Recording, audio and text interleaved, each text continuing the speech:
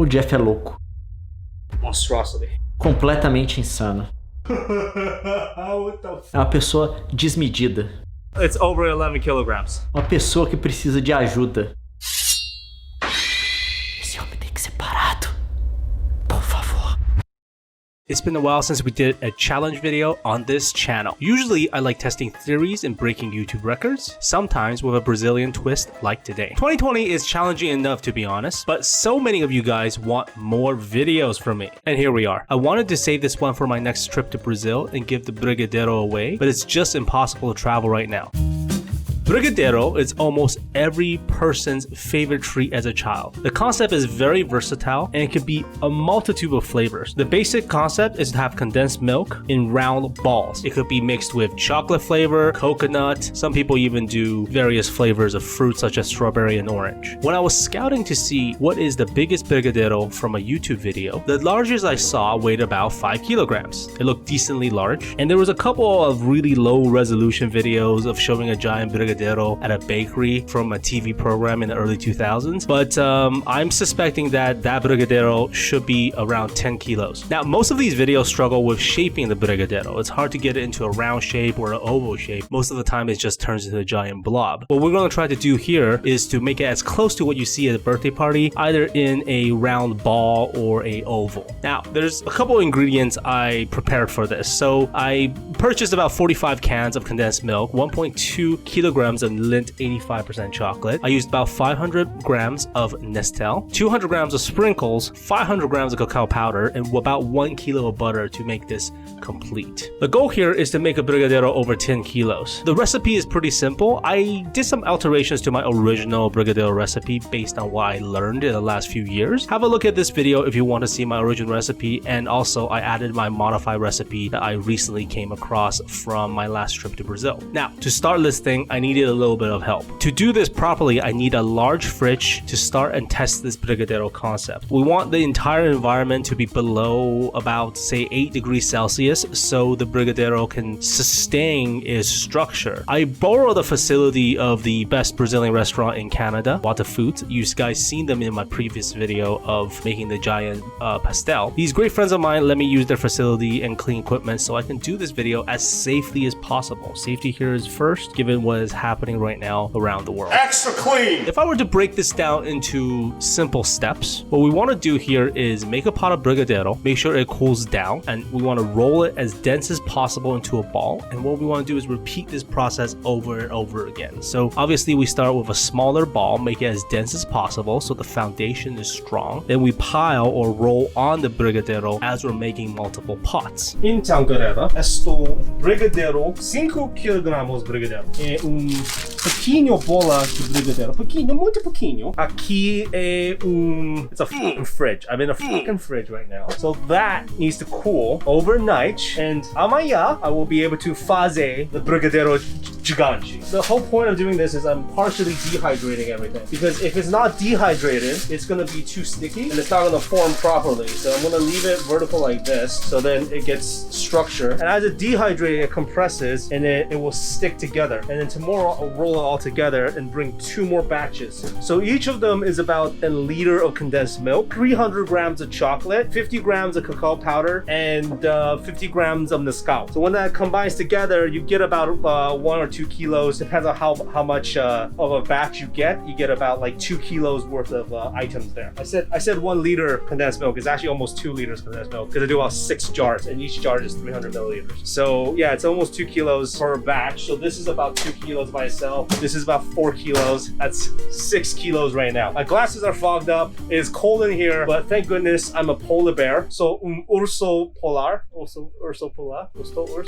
Like bears? Do you like bears? We want a little bit of caramelization with this strong base. And the caramelization actually helps the dehydration and bonding process. It takes time for the brigadeiro to dehydrate and bond in the fridge. So I had to do this over a period of time. And the initial process took about 3 days because I had to go back and forth. I couldn't bring all the condensed milk at once. There was a lot of ingredients in the suitcase. 24 hours into this ordeal, we have this monstrosity so far. Now this might not look like much, but remember I said earlier, this is a dense recipe, all right? I'm pretty strong, and this is already heavy enough for me. So I'm gonna zero this scale and then show you guys how much it is, okay? Scale is on, 0. How much is it? I'm guessing 3. Oh my God, 5.8. 5.8. You guys are like, oh, is that meat? No, it's brigadeiro. It's a little sticking to the side, but getting used to it, which is good. Gotta keep patting it, smacking the brigadeiro. It's kind of weird. But yeah, that's 5.8. Oh, Jeff, maybe the paper is like, 6 kilos. No, this is brigadeiro right here. We got another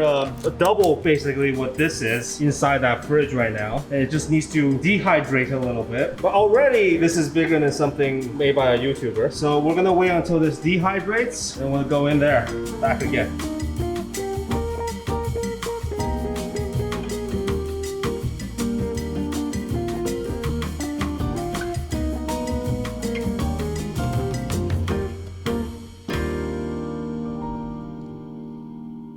After the main body of the brigadeiro was done, I stored the brigadeiro lightly sealed and let it dehydrate further.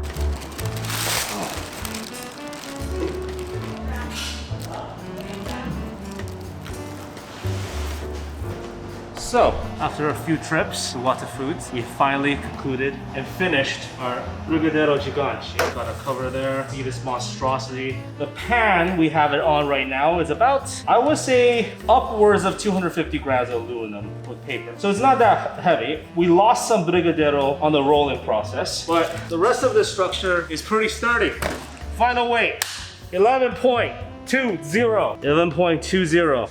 Brigadeiro gigante. It has a structure by itself with a wax paper, and it's in a nice little serving tray. That's something you eat at a party. Look, if I keep this camera long enough, and look how far. If I keep it far, look at that. You think that's just a tiny little brigadeiro, right? If I bring this closer, you realize bigger than my head. Bigger than my head. You want to see how ridiculous this looks? There we go. All right, this is me. This is how big it is. 11 kilograms. There we go.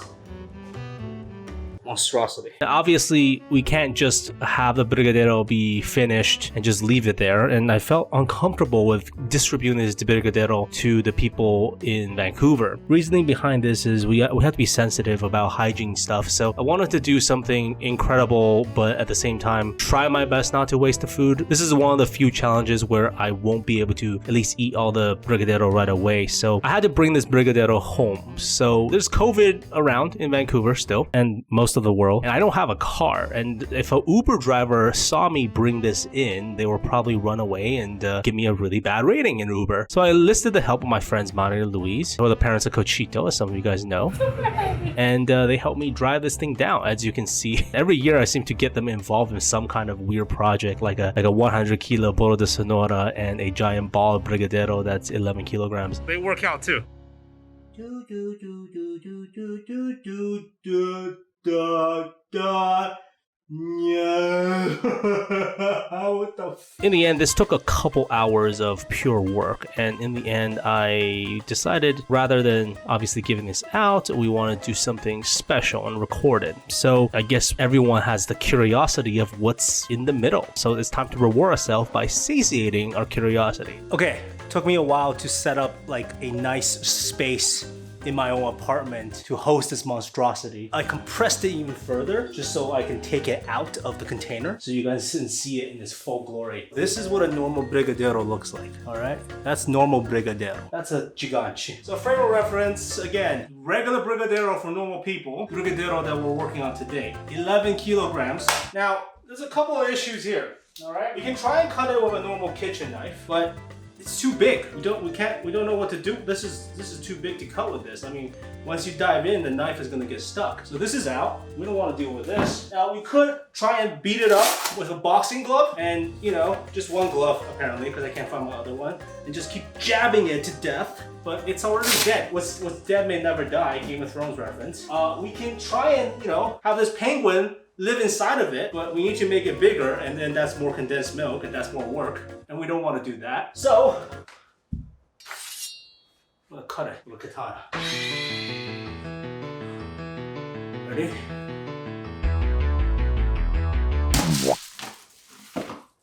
Wow, that didn't even, look how, oh my god, the knife katana is stuck.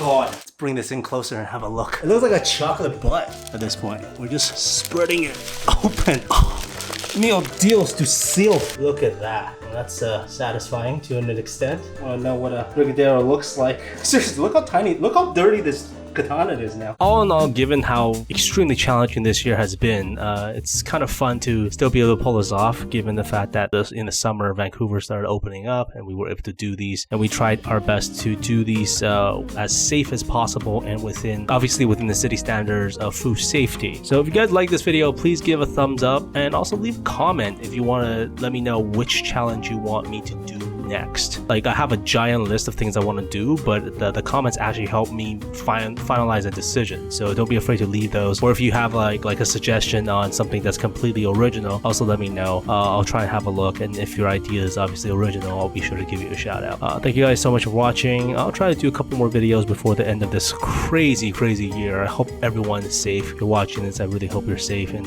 doing the best you can to be as productive as you can given our restrictions this year. Love you guys. Beijos. Ciao.